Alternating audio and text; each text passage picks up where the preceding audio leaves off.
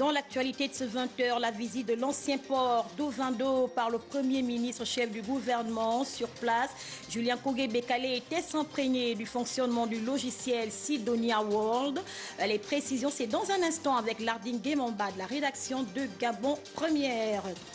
Dans le journal également, économie, la 44e Assemblée générale de la Fédération des sociétés d'assurance de droit national africaine. Les travaux de Libreville portent sur le thème « La donnée et l'innovation au cœur de l'assurance ». Les détails dans un instant avec Stevie Oyane Mézu. Et puis, Libreville n'en finit pas du tout avec les délestages. La nuit d'hier à ce matin était un véritable calvaire pour les habitants de certains quartiers de la capitale. Les responsables de la SEG réagiront dans ce journal, dans un élément signé de Charles Bamondo de la rédaction de Gabon Première.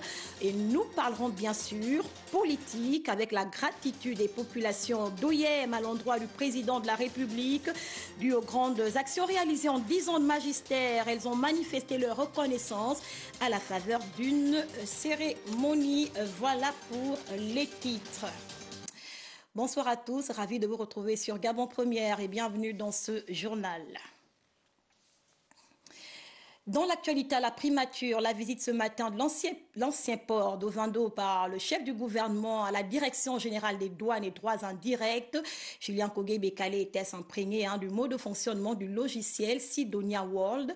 Les précisions de Lardine Guémamba, Bertin Ossaga. Descente inopinée du Premier ministre gabonais Julien Kogué-Bekale à la Direction générale des douanes et droits indirects. Le patron de l'administration gabonaise est allé s'enquérir de l'opérationnalité du logiciel Sidonia World, mis en place il y a 2 ans. Il n'y a aucun système qui est fiable à 100%. Aucun. Mais je peux vous dire que celui-ci, il faut y donner une note, nous sommes au-dessus de 90%.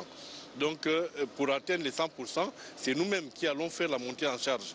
Et vous avez constaté que jusqu'à présent, nous sommes accompagnés par l'opérateur mondial qui est la CNUSED. Croyez-moi, nous sommes à ce niveau satisfaits de ce qui s'est fait. Un logiciel performant et fiable permettant de minimiser les fraudes lors de différentes transactions. Ce qu'il faut comprendre, c'est que c'est un logiciel qui a été conçu par la CNUSED. Il présente un certain nombre d'avantages par rapport au logiciel précédent qu'est Sidonia++.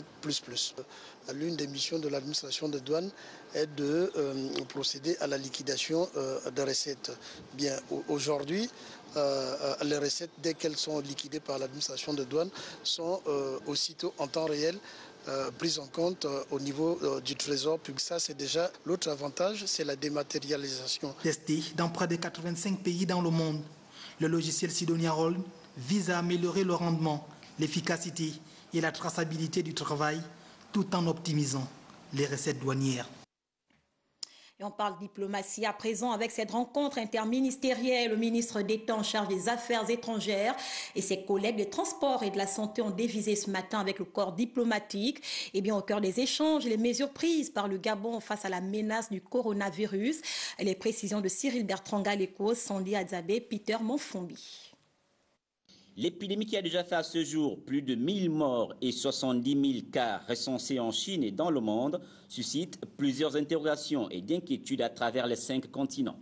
Au Gabon, le gouvernement de la République a tenu ce jour à réunir le corps diplomatique au cours d'un échange où il a fallu que tout le monde soit au même niveau d'information de toutes les mesures prises par les autorités gabonaises. Nous avons souhaité, avec notre collègue de la santé, donner au corps diplomatique toute l'information sur les mesures prises par le gouvernement gabonais afin que les diplomates à leur niveau puissent relayer cette information auprès de leurs compatriotes ici, mais aussi auprès de leur capitale. Mais encore une fois, à ce jour, aucun cas n'a été détecté sur le territoire et aucun cas parmi les Gabonais de Chine.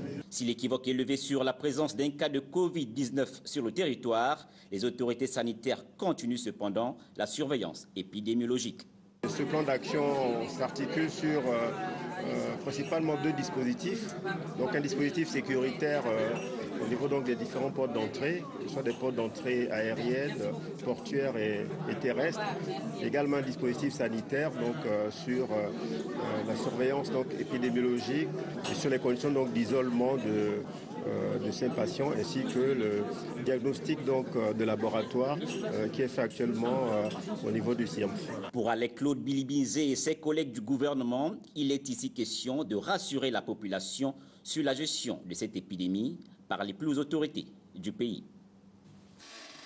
Et justement, face à la menace de l'épidémie à coronavirus, la commission de la CEMAC, organise par l'entremise de l'Organisation de coordination pour la lutte contre les endémies en Afrique centrale, avec l'appui du gouvernement de la République de la Guinée équatoriale, un atelier des experts, pays et partenaires sur la préparation à la riposte du 18 au 19 février 2020 à Malabo.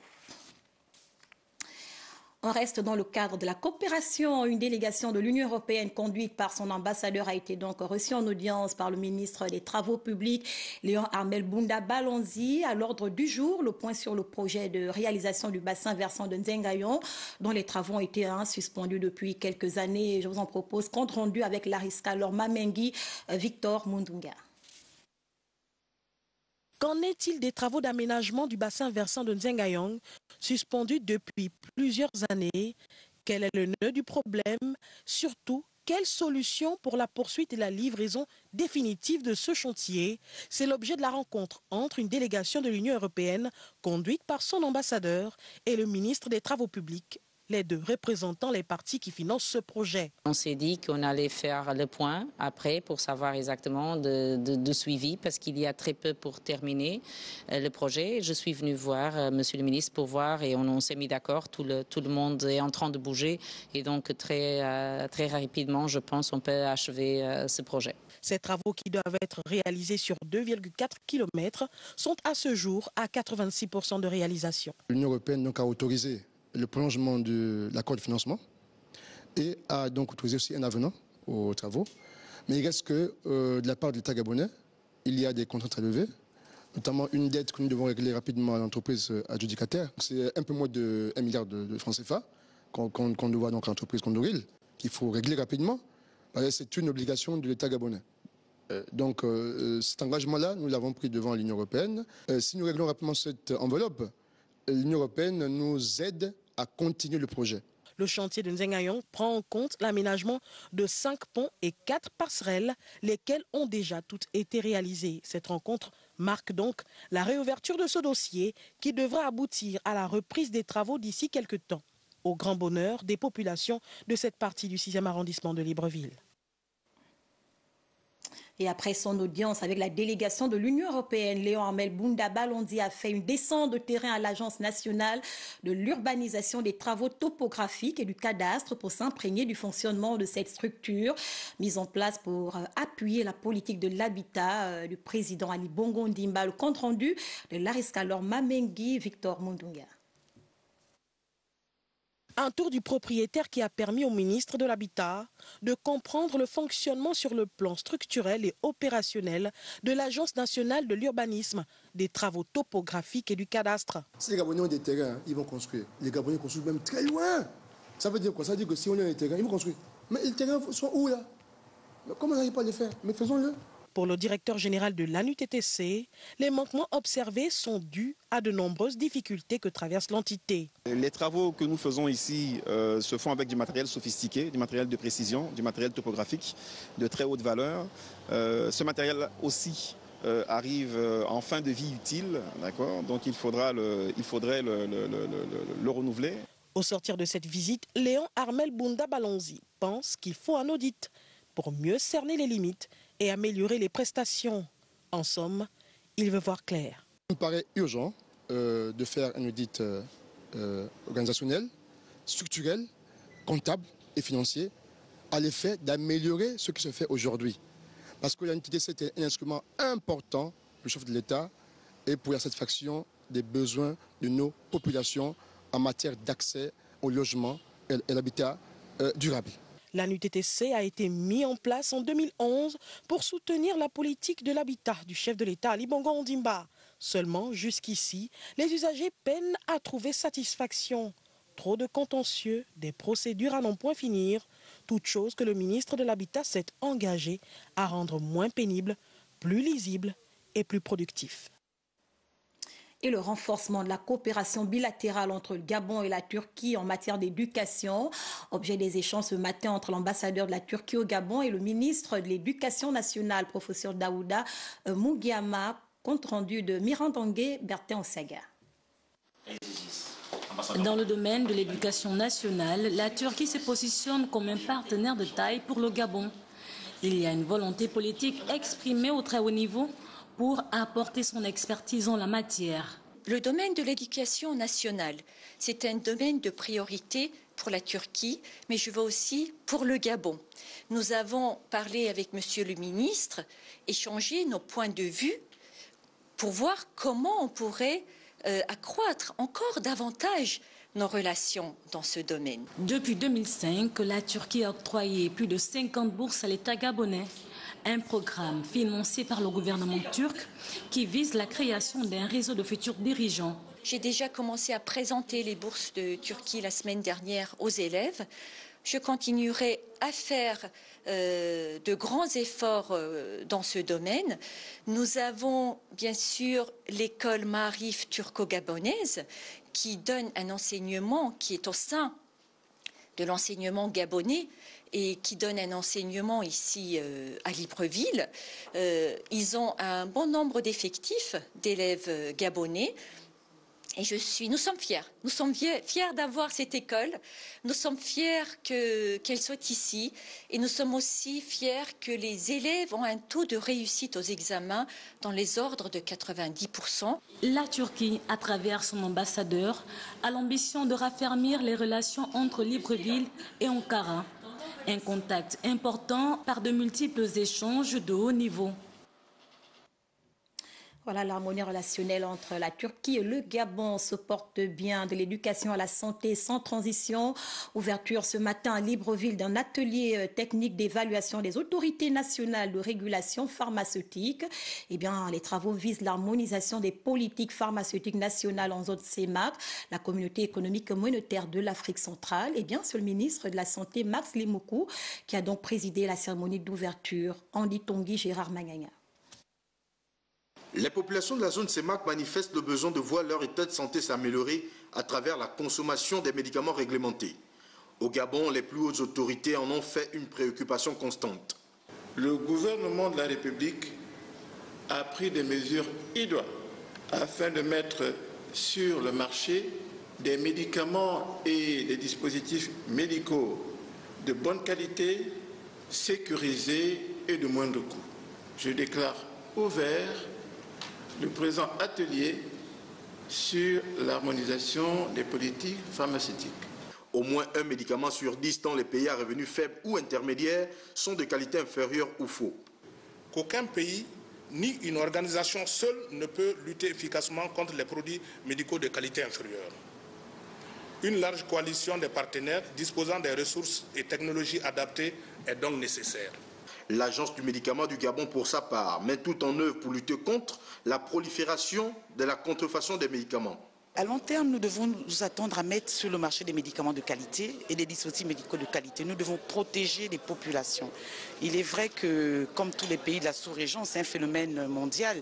Même dans des pays où les réglementations sont 10 fois plus fortes que les nôtres, ce phénomène existe. Donc nous devons davantage aussi renforcer nos capacités parce que toute déviation est un problème de santé publique, un problème de sécurité nationale. L'OMS continuera à apporter son soutien technique à la mise en œuvre des plans de développement institutionnel au niveau régional et national, martelait son représentant résident au Gabon. Je vous donne lecture de cette information qui me parvient à l'instant. Le ministre d'État, ministre de la Défense nationale, informe les populations et les usagers des quartiers suivants au 22 à Kaye et Soduko qu'à l'occasion de la journée internationale des sports militaires, édition 2020, les activités sportives seront organisées à Libreville le mardi 18 février 2020. Et bien, à cet effet, la circulation pourrait être partiellement perturbée sur les axes routiers suivants. École nationale de gendarmerie d'Oyo, d'Ovando, Akaye, Soduco, INJS de 9h à 10h. Le ministre d'État, ministre de la Défense nationale, présente ses excuses aux populations et usagers qui pourraient en être impactés et leur conseille de prendre les dispositions adéquates afin de réduire tout gêne éventuel. Ouverture de la première session ordinaire du Conseil économique, social et environnemental demain mardi 18 février 2020. Le Premier ministre, chef du gouvernement Julien Kogué-Bekale va rehausser de sa présence la cérémonie officielle. On en parle avec Alain Zieux-Ndemezo. Après une année 2019 d'intenses activités sur le plan national et international, les conseillers membres du Conseil économique, social et environnemental se retrouvent dès demain pour la cérémonie d'ouverture de la première session ordinaire de l'année 2020. Pour l'année écoulée, le CESE s'est particulièrement fait remarquer par une présence effective au sein des organisations africaines et mondiales qui regroupent les conseils économiques et sociaux du continent et du reste du monde. L'élection de notre pays en qualité de premier vice-président de l'Union des conseils économiques et sociaux d'Afrique, UCESA, et celle de vice-président de l'Union des conseils économiques et sociaux et institutions similaires, UCESIS, montrent à suffisance les résultats positifs de ce leadership offensif que soutiennent les plus hautes autorités du pays. Sur le plan national, la question du conflit homme-faune a pris une place importante dans les activités du CESE. Aussi, une campagne de recueil des besoins des populations, assortie d'une enquête sur l'impact des dégâts causés par les éléphants, les panthères et autres bêtes sauvages dans les productions vivrières, s'est aussi déroulée dans les 9 provinces du Gabon. Cette première session qui s'ouvre en présence du Premier ministre et de son gouvernement est un véritable espoir pour les populations rurales qui espèrent être indemnisées au courant de cette année 2020.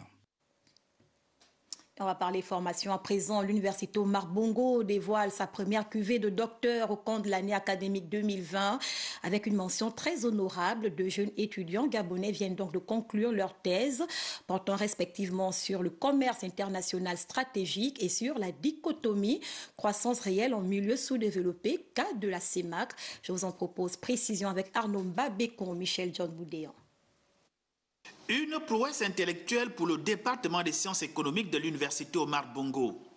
2 candidats ont soutenu avec brio leur thèse de doctorat. Le premier sur la dichotomie cycle de croissance réelle en espace sous-développé et le second sur la politique commerciale stratégique, le cas de la CEMAC. Il s'agissait entre autres de voir si dans cette zone, la politique économique peut être réhabilitée. Parce qu'il s'agit en fait de cela, de voir si aujourd'hui la politique économique est efficace. Nous avons analysé la politique commerciale stratégique. Nous avons trouvé comme résultat que le partenariat public-privé était un instrument qui permettait d'améliorer la compétitivité dans la zone CEMAC. Des travaux de thèse dirigés par le professeur Médard Mengebidzo. Une habile production scientifique appréciée par les professeurs Agbozi et Zaronogo, venus respectivement du Togo et du Bénin. La thèse qui vient d'être soutenue sur la politique commerciale stratégique dans la zone CEMAC est de très bonne qualité, très bonne facture. La candidate a montré qu'à l'étape actuelle, il était bon d'avoir une politique commerciale stratégique au lieu des politiques commerciales traditionnelles. Le professeur Albert Ondorsa s'en félicite. C'est une fierté pour l'université à laquelle nous appartenons, une fierté pour le Gabon. Avoir des jeunes filles, des jeunes gens qui ont commencé leur scolarité à l'université Omar Bongo, terminé leur scolarité par un doctorat, c'est l'objet de la satisfaction de toute la communauté. Les 2 docteurs ont eu chacun une mention très honorable avec les félicitations du jury.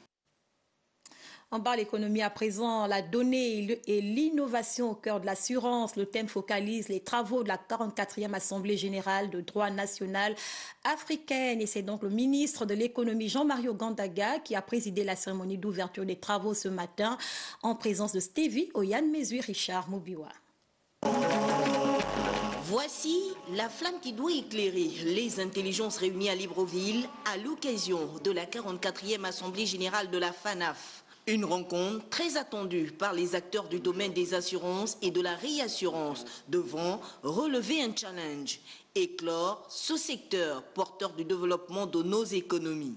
Les présentes assises de la FANAF nous offrent encore une fois l'opportunité de relever les grands défis auxquels notre industrie est confrontée et d'entrevoir ensemble des solutions qui pourraient accroître le taux de pénétration de l'assurance, l'adhésion des populations, la collecte de l'épargne, l'amélioration de la collecte des informations, le renforcement des capacités par la formation, la promotion du genre.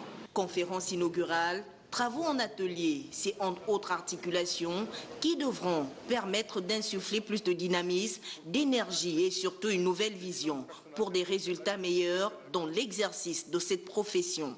Après Madagascar, Kigali et même Tunis, où nous avions beaucoup échangé sur le digital, nous avons décidé cette année de centrer nos réflexions sur la donnée autour du thème général, la donnée et l'innovation au cœur de l'assurance. La présence de plusieurs membres du gouvernement gabonais à cette rencontre atteste l'importance que les autorités accordent à l'industrie des assurances au Gabon, mais surtout en Afrique. Rappelez-vous toujours que votre secteur d'activité est capital pour le développement socio-économique de toute nation. Oui, il faudrait toujours qu'on se rappelle que sans l'assurance, personne ne prendra un risque d'investir ni de faire quoi que ce soit. Et sur ce, je vous souhaite plein succès à vos travaux. La donnée et l'innovation au cœur de l'assurance est le thème sur lequel sont axés ces travaux qui vont durer 4 jours et qui sont placés sous le haut patronage du chef de l'État, Ali Bongo Ondimba. Et Lucie Sall à présent, comme annoncé en titre, la nuit d'hier à ce matin était cauchemardesque pour les habitants de certains quartiers de Libreville. Et bien, victimes de coupures d'électricité, les responsables de la Société d'énergie et d'eau du Gabon ne sont pas restés bouche cousue face au désagrément. Leur réaction dans cet élément de Charles Bamondo, Jean de Dieu Mambondo. Le cauchemar aura duré le temps d'un flash pour les uns, toute une nuit pour les autres, pour s'estomper finalement entre 7h et 8h du matin. Des moments difficiles qui ont mis à rude épreuve l'expertise technique des agents de la SEG. Lorsque nous avons enregistré le défaut sur le départ Eurotrag, nous avons perdu les moyens de production thermique donc dans la zone d'Ovendo. Il restait maintenant les moyens de production hydroélectrique et il se trouve malheureusement que nous n'avions que la ligne 90 kV qui transitait la totalité de l'énergie et cette ligne ne pouvant pas supporter toute la charge parce qu'il y a eu un report de la charge, nous avons perdu cette ligne-là par un dépassement dans les capacités de transit. Soucieuse des dégâts causés par les intempéries pendant la saison des pluies, l'entreprise a dû prendre toutes les dispositions afin que des incidents de cette nature ne puissent plus se reproduire. La période actuelle, c'est une période orageuse et par temps orageux, nous avons, phénomène atmosphérique naturel, un certain nombre de dispositifs qui sont là pour pouvoir, nous dirons même, pour devoir fonctionner en cas de nécessité. Prise en étau entre les caprices du ciel et les exigences de la clientèle, la SCG a tout intérêt à trouver l'équilibre parfait nécessaire pour la crédibilité de son image et l'efficacité de son action. Dans le reste de l'actualité, il vous souviendra la décision du gouvernement de mettre en place des mesures sécuritaires aux abords des établissements scolaires. Eh bien, c'est effectif. Les agents des forces de l'ordre sont présents au périmètre des établissements et procèdent même au contrôle du contenu des cartables. Le constat de Dimitri Abonneur. Il est 7 heures à Likwala, dans le 3e arrondissement de Libreville. Les élèves se rendent à l'école. Au CS public Batavia, le règlement est strict. Les élèves sont systématiquement fouillés à l'entrée de l'établissement. La fouille consiste à chercher à détecter les armes blanches, parce que nous en avions trouvé beaucoup depuis la rentrée scolaire, depuis le 14. Idem au complexe Léomba, filles comme garçons, tout le monde y passe. Les mesures gouvernementales prises le 10 février se sont ajoutées aux initiatives des associations des parents d'élèves. Agents de sécurité à l'intérieur des écoles et policiers aux abords des établissements scolaires filtrent les entrées et sorties des apprenants. Et depuis l'arrivée des agents de sécurité, le taux a baissé, contrairement au premier trimestre. Depuis la mise en place de ces dispositions, ce sont des couteaux de cuisine, de table, ciseaux et autres tournevis, sans compter le chanvre indien ou encore des bouteilles de whisky qui ont été saisies. Il faut simplement saluer les mesures sécuritaires parce que nous avons eu Et nous avons maintenant aux entrées du lycée des forces de sécurité qui sont là. Et qui viennent aussi apporter leur aide un peu. Et sinon, ça tournait déjà au niveau du complexe. La sécurité était déjà assurée. Parmi les mesures annoncées, le gouvernement a donné le feu vert aux responsables des établissements pour exclure définitivement, selon les infractions, les indélicats. Et prenons la direction du sud du Gabon. Nous sommes dans la province de l'Anyonga. Des flammes voraces viennent de ravager le quartier Mavundi. C'est dans le 2e arrondissement de la commune de Tchibanga. Les causes de l'incendie restent inconnues. Fort heureusement, pas de morts, mais plusieurs dégâts matériels. La correspondance de Gildas Biviga. Cette famille vient de tout perdre dans cet incendie. Qu'est-ce qui aurait donc provoqué le feu pour que les flammes consument tout ce qui était sur son passage? Une fois encore, des sans-abri sonnaient au regard du cri d'alarme lancé par l'une des victimes. Moi, je dormais. Quand je dormais, les enfants sont venus cogner devant la porte. Après, je tombais sur le lit. Je suis tombée sur le lit. Après, je suis sortie. Quand je suis sortie, c'est là que je viens. Quand je sors comme ça, le feu me vient m'attaquer. C'est là que je suis sortie. Les enfants m'ont tiré. Et là, quand les enfants m'ont tiré, je suis passée par derrière pour casser la fenêtre de ma chambre. J'ai tiré le sac de mon mari et le fusil. Et mon sac avait les papiers des enfants. Le reste des choses, c'est brûlé. Je veux que l'État me vienne m'aide. Parce que j'ai perdu tout. Le linge, tout, j'ai perdu. Même moi-même, c'est la grâce de Dieu. Moi et les enfants, on voulait mourir dans la maison, ils n'ont qu'à venir derrière moi. L'État n'a qu'à venir, ils n'ont qu'à me tenir. Je n'ai pas de parents. Seulement les enfants ne travaillent pas encore. Alors, je vais faire comment? Je vais aller où? Ces regards de tristesse sont donc fixés vers le gouvernement de la République. Et à l'extrême nord du Gabon, la notabilité, les cadres et les jeunes d'OIM félicitent le président de la République, Ali Bongo Ondimba, pour les actions réalisées en 10 ans de magistère. C'était à la faveur des 10 ans célébrés à l'occasion de son accession au pouvoir en 2009. Et Jeune Ekoge Owono, correspondant OIM, nous en parle. C'est à la faveur de la projection d'un film documentaire en langue locale que les différentes couches sociales présentes à cette rencontre ont été édifiées sur les grandes réalisations du chef de l'État en 10 ans de magistère. Un bilan élogieux apprécié. C'est de non seulement de donner d'abord une santé de fer au président de la République et que les différentes idées qu'il a eu à mettre en place, qu'il continue à le faire. Les 10 ans de réalisation du président de la République, Ali Bongo Ondimba, et d'innovation. Les grandes réalisations que j'ai pu retenir, c'est dans le cadre un peu plus académique, notamment l'augmentation de la bourse des étudiants pendant 3 ans. Après le bac, un élève qui a 3 ans de bourse, c'est une grande chose. Suite à ce bilan, lui réaffirmons notre soutien et notre dévouement pour garantir à notre département en particulier et à notre pays en général un développement harmonieux et durable. Lui adressons enfin un sincère et respectueux remerciement pour sa clairvoyance et son implication personnelle à la matérialisation de ses ambitions de développement. Nous, cadres du département du Wolof, félicitons et encourageons le président de la République, son Excellence Ali Bongo Ondimba, pour son investissement inlassable dans le maintien de la paix et de l'unité nationale. Mon peuple périt faute de connaissances. Les participants à cette grande rencontre d'OIM se sont séparés sur une note de satisfaction générale. Votre rendez-vous de ce soir, chronique sociale, Templar et Banabé-Sol s'interroge sur l'existence encore ou non de la gratuité du service public. Eh bien, c'est tout à l'heure à partir de 20h55 sur nos antennes. Fin de ce journal. Nous vous remercions pour votre fidélité. Prochain rendez-vous avec l'actualité, 23h. Janice Ondo Guéma. Excellente soirée chez vous. À demain 20h.